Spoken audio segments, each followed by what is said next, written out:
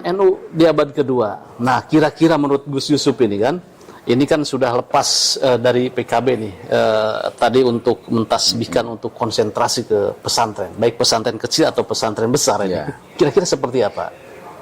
Mengurus NU itu memang ya dengan segala potensi kelebihannya yang justru kadang juga menjadi kendala. Ibaratnya NU itu kan mobil besar ya, tronton. Jadi jalannya memang juga harus pelan, harus terukur, tepat. Remnya pakem gitu loh.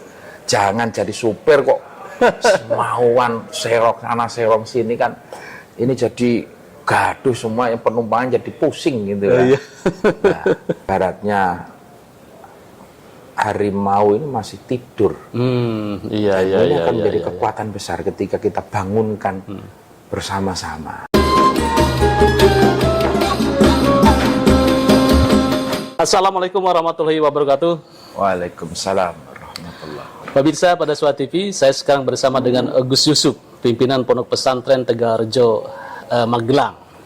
Yang kemarin heboh ini Gus, wah, saya dengar beritanya katanya mundur dari PKB, ingin konsentrasi ke pondok pesantren. Nah, ini perlu saya tegaskan ini. Saya sekarang berada di lounge salah satu hotel Inara di bandara. Oke Gus, apa sih sebenarnya Gus? Betul Gus Yusuf ini ingin konsentrasi ke pondok pesantren atau bagaimana sebenarnya? Iya, satu memang betul. Jadi pesantren hari ini lagi membutuhkan konsentrasi khusus. Ada beberapa program. Kita ingin mendirikan Ma'had Ali, program lanjutan.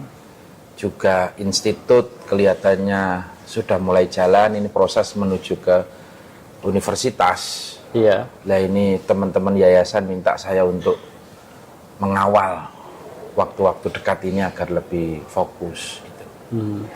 Jadi saya coba korek kembali gitu kan. Pondok pesantren Tegarrejo ini sekarang besar itu. Dan di situ lahir tokoh-tokoh atau ulama Nusantara. Salah satunya di situ juga Gus Dur pernah mondok di situ ya Gus ya. Gus Dur. Bisa diterangkan Gus, katanya sekarang udah puluhan ribu ini santrinya. Ya belum sih, ya baru sekitar mungkin ada 16-an ribu. 16.000. Sebagai segmen pendidikannya. Iya. Artinya di situ ada pendidikan salaf yang murni ngaji tafakuh fiddin tanpa kurikulum dari Diknas maupun dari Kemenak. Iya. Itu betul-betul mandiri dari pesantren. Itu ya alhamdulillah hari ini ada sekitar 10-an ribu putra-putri. Terus juga Tegarrejo juga kita memiliki sekolah formal dari mulai TK, SD, SMA, SMK, sanawiyah, aliyah sampai ke institut. Itu ya siswanya ada sekitar 6.000. 6.000-an ya. 6.000 lebih dikit, 6.000 ya. Iya, berarti ini butuh konsentrasi dan fokus yang lebih ini ya, yang lebih detail itu kan ya. Kabarnya juga ada apa namanya rumah sakit ya Gus ya? Ya. Punya rumah sakit juga di situ. Untuk memberikan layanan kesehatan yang baik kita bikin rumah sakit. Alhamdulillah rumah sakitnya juga tipe C internasional. Iya. Kita kerjasama dengan salah satu rumah sakit terbesar di Indonesia juga. Ini kita udah operate sekitar 7 tahunan lah, rumah sakit ini udah jalan. Udah 7 tahunan ya. Udah jalan. Dan hari ini kita juga sedang mendapatkan amanah untuk bikin pesantren dan SMK di IKN. Di IKN. Di IKN. Oh, jadi ekspansi ke IKN. Ya, IKN. Wah, luar biasa. Memang ini berarti harus ada konsentrasi lebih ke sana. Ya. Tetapi ada seperti ini, Gus. Saya dengar bahwa ada beberapa kiai yang mendorong Gus Yusuf juga tidak hanya mengurus pesantren kecil nih, pondok pesantren maksudnya pesantren itu kan NU kecil kan ya. Ya. Nah, jadi ada yang mendorong Gus Yusuf katanya, sudahlah lebih konsentrasi mengurusin pesantren besar NU. Ini bagaimana ini Gus? Ya, kalau itu sih otomatis ya, artinya memang dimanapun kita berada, Iya. itu sudah menjadi panggilan untuk kita ikut berkhidmah mengurusi pesantren besar, pesantren yang besar namanya Nahdlatul Ulama tadi. Iya.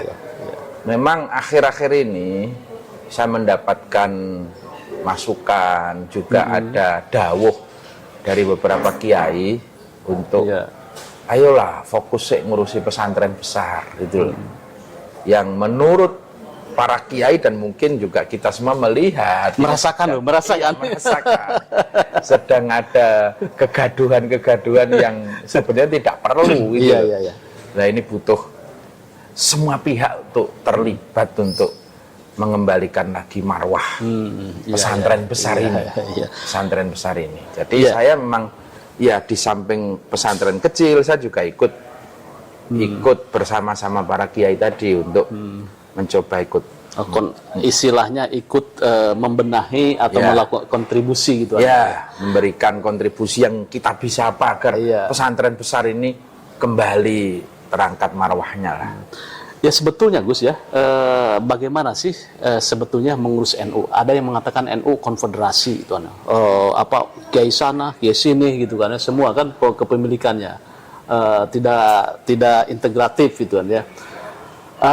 Terus tantangan NU di abad kedua. Nah, kira-kira menurut Gus Yusuf ini kan sudah lepas dari PKB nih, tadi untuk mentasbihkan untuk konsentrasi ke pesantren, baik pesantren kecil atau pesantren besar ini. Kira-kira seperti apa? Mengurus NU itu memang ya dengan segala potensi kelebihannya, yang justru kadang juga menjadi kendala. Ibaratnya NU itu kan mobil besar ya, tronton. Jadi jalannya memang juga harus pelan, harus terukur, tepat. Remnya pakem gitu loh. Jangan jadi supir kok semauan serong sana serong sini kan. Ini jadi gaduh semua, yang penumpang jadi pusing gitu kan. Nah, NU dengan kekuatan yang luar biasa. Satu, yakni tentang memang kekuatan ideologi ya. Kita ideologi ditinggali oleh para masyayikh. Perekatnya adalah ideologi Ahlus Sunnah wal Jamaah. Ini menjadi perekat. Yang kedua juga tentang satu potensi dari sisi jamaahnya aja. Besar ya? Besar. 60 juta atau berapa juta lah ini. Ini kalau dikelola dengan baik, ini luar biasa. Baik dari sisi potensi pendidikan, keilmuan, atau bahasa pesantren itu nasrul ilmi. Untuk menyebarkan ilmu dakwahnya ini, kita sudah cukup, jaringannya luar biasa. Yang kedua juga kalau kita pengen menggali potensi ekonomi, kan otomatis jamiah ini juga punya kewajiban untuk bagaimana mensejahterakan warganya. Iya, setuju saya. Ya, ini ada kewajiban moral kita. Kita masuk ke NU, ya bagaimana kita ikut mensejahterakan? Karena persoalan hari ini adalah persoalan ekonomi. Ekonomi dia harus bawah ya. Bagaimana 60 juta ini kita kelola dengan baik? Ini menjadi sumber tanda kutip ya, pasar yang luar biasa. Dan ada kekuatan emosional di situ. Kekuatan emosional ini kan menjadi bahasa hari ini captive market. Captive marketnya itu kan besar itu ya. Besar sekali. Nah ini yang hari ini juga kita belum serius menggarap ke situ. Tentu ini harus melibatkan berbagai para ahli ya. Ibaratnya harimau ini masih tidur. Ini akan menjadi kekuatan besar ketika kita bangunkan bersama-sama. Ya memang sekarang juga lagi dibangun ini. Dipecut ini. Oke Gus. konkretnya Gus gitu ya, ini kan saya setuju bagaimana mengoptimalisasi warga, bagaimana captive market NU itu dasar. Katakan kita punya produk kopiah atau apa, itu captive marketnya kan sudah jelas. Yeah. Nah, kira-kira Gus Yusuf bisa secara konkret ini nih program yang harus direaktualisasi atau direvitalisasi oleh NU di abad kedua. Iya. Yang pertama konkret kalau saya itu yang pertama tentu NU itu adalah jamiah diniyah, maka pendidikan ini menjadi yang utama. Oke, ya. Bagaimana ngurus pesantren kita yang ratusan ribu. Hari ini kita belum maksimal ngurus pesantrennya. Ya. Baik itu dari infrastrukturnya, fasilitasnya, terus juga kurikulum pendidikannya yang juga harus kita upgrade. Ini harus terus kita lakukan. Ada 400-an ribu pesantren. Besar sekali, banyak sekali. Ya. Yang harus kita urus dengan serius. Ya, tentu dengan transformasi. Maka pesantren hari ini juga tetap yang salaf kita pertahankan dengan nilai-nilai kekhasannya, tetapi juga kita harus adaptif, terbuka bagaimana teknologi nggak bisa kita hindari. Maka santri-santri juga harus menguasai soal teknologi, betul. AI, coding dan lain sebagainya, teknologi pertanian. Basis kita, masyarakat kita adalah masyarakat petani, masyarakat agraris, yang hari ini sudah mulai terpinggirkan. Kenapa terpinggirkan? Karena kita tidak menguasai teknologinya. Oke. Nah ini teknologi pertanian juga harus kita dorong untuk masuk ke pesantren. Ya. Dan yang sudah dilakukan di Tegalrejo itu bagaimana, Gus? Ya, kalau di Tegalrejo kita memang udah jalan ya. Jadi pesantren salaf kita pertahankan, kita juga buka yang dengan sekolah formal, beberapa SMK kejuruan, karena ini skill penting untuk membekali santri-santri agar tanda kutip siap tempur, harus memiliki skill, memiliki mindset yang kuat. Nah, di situ anak-anak kan passionnya beda-beda. Anak sekarang ini kan sekarang itu ada yang seneng TikTok, game, animasi, ada yang seneng teknologi jaringan. Maka kita buka SMK animasi, SMK teknologi jaringan. Yang perempuan ada yang tata busana, tata boga ya. Ya, kita fasilitasi. Paginya ngaji, siangnya sekolah tata busana, tata boga gitu. Terus juga ada anak-anak yang pengen mendalami tentang perbankan syariah. Ini yang menjadi kebutuhan juga. Maka juga kita fasilitasi dengan sesuai dengan skill dan passionnya anak-anak. Tapi satu hal, pondasi akidah, akhlaknya harus kuat. Oke, ini di sini ya integratifnya. Kita boleh maju, kemudian kita boleh mengejar teknologi, tetapi ideologi tentang ke-NU-an, Ahlussunnah wal Jamaah kita pegang begitu kan? Nah, kira-kira seperti itu ya, di abad kedua ini gitu kan ya. Tradisi ini kan menurut kita, tradisi ini justru menjadi nilai lebih NU. Ini tidak boleh kita hilangkan. Contoh ya, orang sering melihat tahlilan ini ritual semata, atau padahal dari tahlilan ini akan muncul kohesitas, kebersamaan masyarakat. Dari situ sebetulnya NU lahir kekompakannya. Tiap malam Jumat ada tahlilan, ada yasinan. Ini kan masyarakat berkumpul, ada nilai silaturahim yang merekatkan. Yang kedua, di situ juga ada nilai berbagi, saling bersedekah. Di situ ada kontrol sosial. Contoh ya, kalau orang biasa tahlilan, kok tiba-tiba malam itu nggak datang, ini pasti nanya, kenapa si Fulan kok nggak ikut tahlil? Oh, dia sakit. Akhirnya kan semua orang, ayo kita bareng-bareng besuk. Kita masyarakat yang individualistik ini, kita prihatin. Masa ada orang meninggal di kampung, di salah satu kota, sampai 3 hari nggak ketahuan. Oh iya. Nah, karena nggak ada tadi sistem sosial. Iya, kultur itu, ada tradisi tadi, itu ya. Tradisi. Iya. Nah ini di sini kelebihannya NU ya. NU di situ.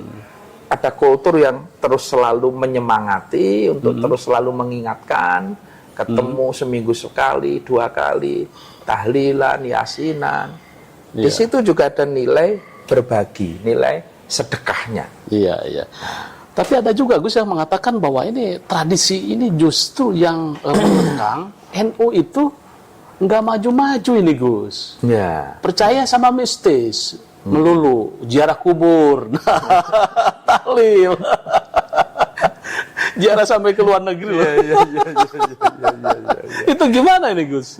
Apapun alam bawah sadar kita, masyarakat ini, atau kita sebagai insan ini kan pasti ada keterbatasan. Iya.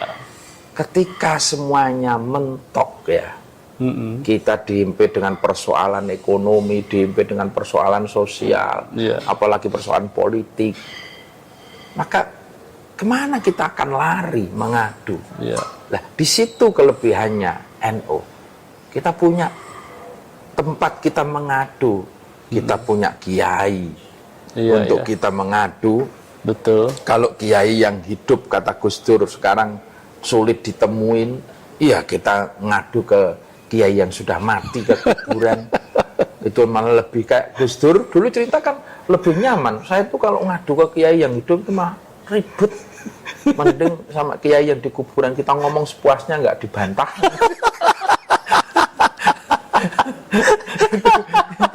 Jadi kita curhat, ada cerita curhat, ada teman saya nyalek juga itu kan, uang udah habis, ini habis, waduh bagaimana ini kan, akhirnya dia terakhir itu ke ziarah ke kubur, waduh ini mbah, ini gimana susah ini.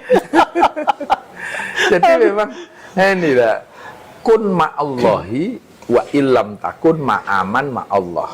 Kalau kamu pengen mendapatkan ketenangan, bersandarlah kepada Allah. Wa illam takun.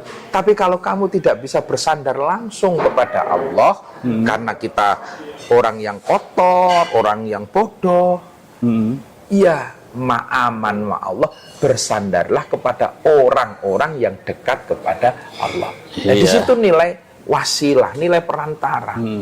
Itu yang terus kita jaga. Nggak bisa kita langsung sana. Ya kita harus bertahan. Lewat para kiai, lewat ulama, lewat aulia, lewat sahabat, lewat nabi. Itu bertahap naik. Nah ini yang nggak bisa kalau itu dikatakan menjadi penghambat. Menurut saya itu malah justru solusi masyarakat modern. Iya, betul. Daripada sekarang banyak masyarakat yang depresi, yang stres karena dia nggak punya solusi. Tekanan-tekanan yang ada di pikirannya meledak. Nah, kalau NU kan ada kanalnya. Stres dikit lari ke kuburan, stres ziarah, tahlil, masuk toriko. Belum lagi nanti kalau pengen happy sholawatan. Gitu kan.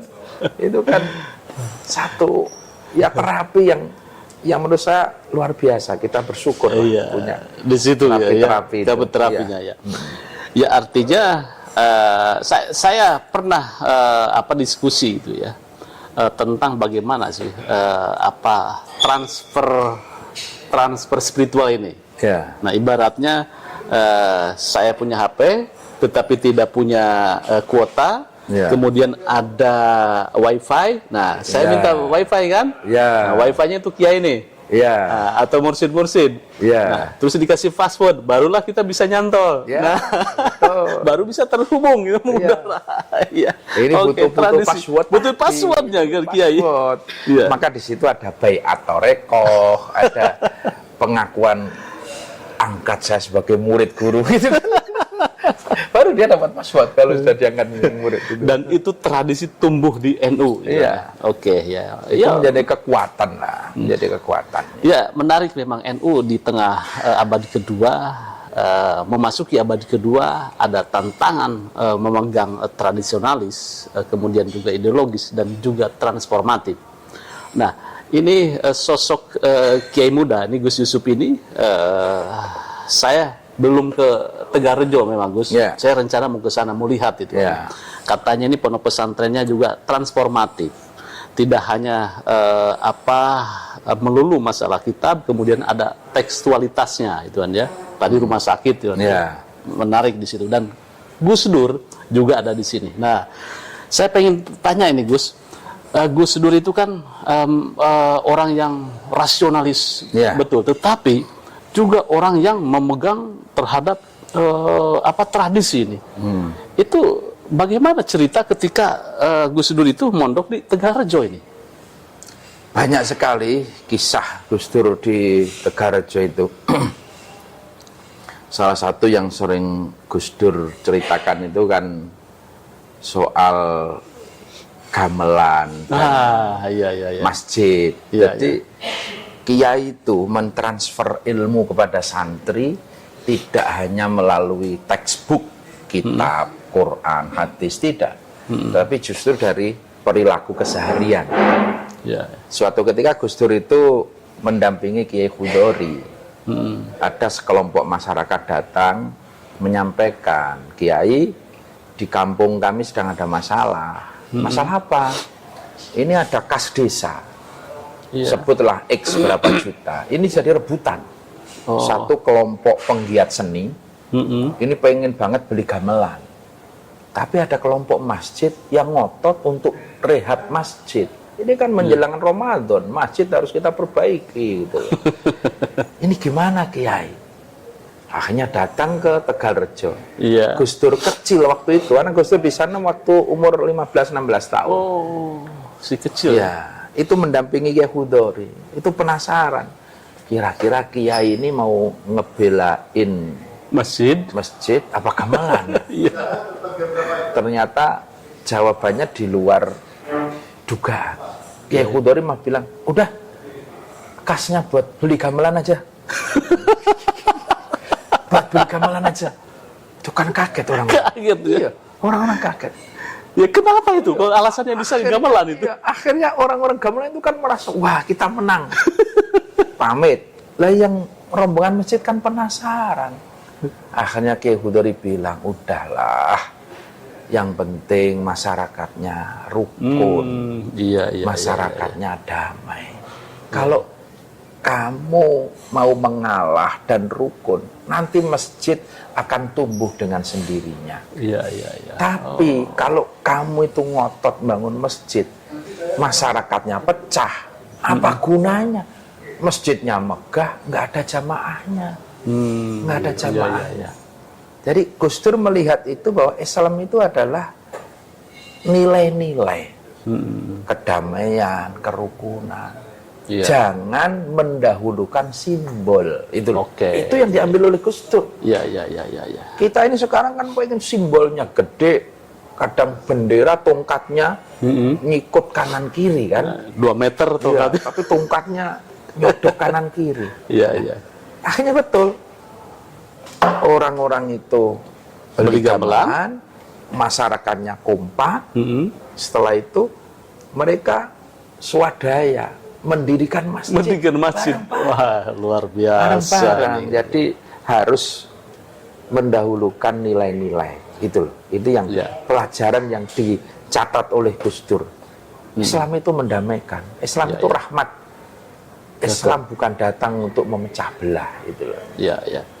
Kalau cerita tadi itu, mestinya NU menjadi sebuah inspirasi bagaimana untuk kedamaian. Iya. Tidak hanya luar, tetapi bagaimana juga perdamaian di dalam. Iya. Tanpa menghilangkan esensi tentang tradisi dan ideologi. Iya.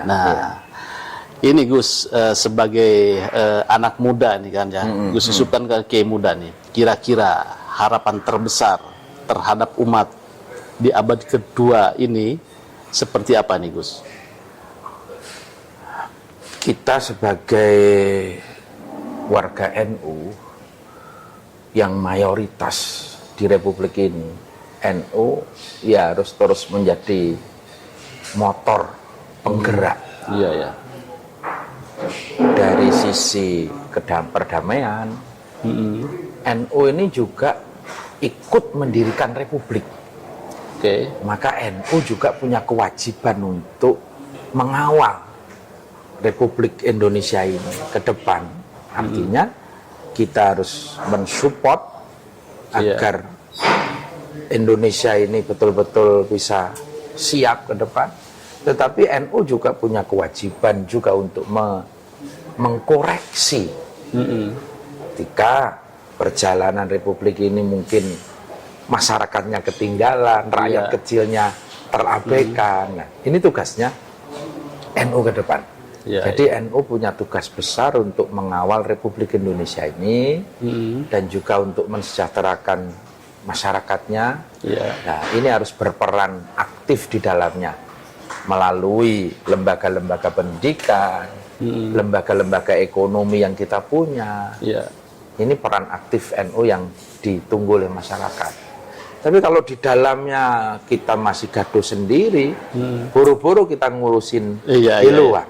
Di dalam aja nggak selesai kita. Betul. Maka kita berharap, ayolah biar bagaimana bisa kompak solid lagi Nahdlatul Ulama. Itu yang kita harapkan. Diharapkan ya. Iya. Jadi kita bisa harapan besar dari Gus Yusuf bagaimana untuk NU ke depan dan warga NU bisa bersinergi, kemudian bisa ini ya Gus ya, bisa guyub ya, bagaimana menatap tantangan abad kedua. Karena seperti yang dikatakan oleh Gus Yusuf tadi, bahwa abad kedua itu dahsyat tantangannya.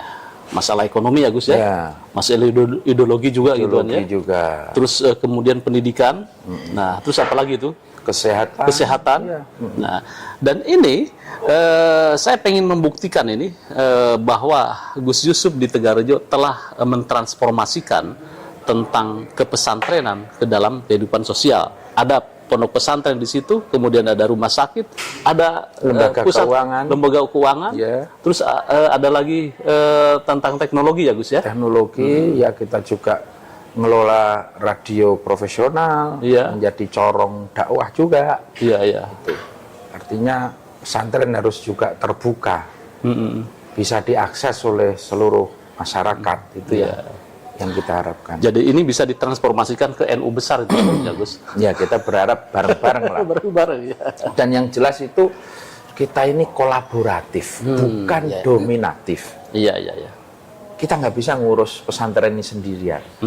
Maka semua yang expert di bidangnya harus kita ajak untuk bersama-sama berkolaborasi dari sisi praktisi ekonomi, dari sisi praktisi kesehatan, dari sisi tentu kalau keagamaan ini sudah gudangnya NU ya. Betul, Tapi yang lainnya teknis. Ini soal pesantren ini kan bangunan-bangunan pesantren. Ini juga hari ini sudah harus ditata tersertifikat lah gitu loh, agar tidak terjadi pesantren yang mungkin fasilitasnya membahayakan dan lain sebagainya. Ini kita butuh semua. Kita siapkan semualah. Kita undang praktisi-praktisi teknis untuk ikut terlibat menata pesantren dari sisi infrastrukturnya kan. Lalu bagaimana ini untuk membariskan kaum ibu-ibu atau remaja-remaja atau muda-mudinya? Jadi sederhana ya, salah satu faktor atau tokoh yang menentukan di pesantren adalah ibu nyai. Jadi peran perempuan itu sangat vital di pesantren. Vitalnya seperti apa? Karena ada istilah umul ma'had, ibunya pesantren. Itu yang justru peran ibunya itu mulai dari yang ngurus soal konsumsi anak-anak, mulai yang ngurus laundry, mulai ngurus hal-hal yang kita mungkin laki-laki nggak, itu justru ibu-ibu memikirkan itu. Dan satu lagi yang paling kuat doanya itu justru ibu-ibu. Masya Allah. Maka NU juga organisasi yang saya rasa NU selama ini sudah memberikan peran yang besar lewat muslimat, lewat apa? Fatayat. Maka ini menurut saya ke depan juga harus kita dorong lebih maksimal peran dari perempuan-perempuan Nahdlatul Ulama. tentu di berbagai bidang. Betul. Artinya pesantren itu akan tenang kalau bunyainya bahagia. Lah, ini soal membahagiakan. Ini penting. Ya, ini soal membahagiakan bunyai tadi. Bunyainya bahagia, sejahtera. Ini pesantrennya akan tenang. Jangan nyenggol-nyenggol bunyai ini kan ya. Waduh, bisa bahaya ini kan. Apalagi melecehkan peran dari seorang bunyai itu kan. Jadi pesantren harus menjadi tempat yang ramah untuk perempuan, juga ramah untuk anak-anak. Stigma pesantren hari ini yang mungkin mengatakan pesantren itu tempatnya kekerasan, bully-bulian, ini harus kita ubah ya. Ubah kita, garap secara serius. Tantangannya di sini ya. Apalagi pesantren kok di sana ada pencabulan. Naudzubillah. Ya mungkin kemarin 1, 2, 3, 4 itu. Tapi ini harus ada penanganan serius soal itu. Jadikanlah pesantren itu tempat yang ramah untuk perempuan, pesantren ramah untuk anak. Nah ini maka sekali lagi kita harus membahagiakan ibu nyai. Gitu ada peran di sini vital kan. Perempuan di situ vital. Masya Allah, gitu kan ya. Ya, pemirsa Barasua TV. Sekali lagi, NU mengundang Anda, kader-kader terbaiknya untuk menyongsong di abad kedua. Bagaimana bisakah Anda berkontribusi dan berkolaborasi untuk NU di abad kedua melesat? Saya tunggu komentarnya. Terima kasih Gus. Terima kasih. Nanti saya ke Tegarrejo lah, pengen lihat itu kan ya. Nanti kan bincang-bincang selanjutnya dengan Gus Yusuf di Pondok Pesantren Tegarrejo. Ikuti terus ya. Terima kasih. Wassalamualaikum warahmatullahi wabarakatuh. Waalaikumsalam warahmatullahi wabarakatuh.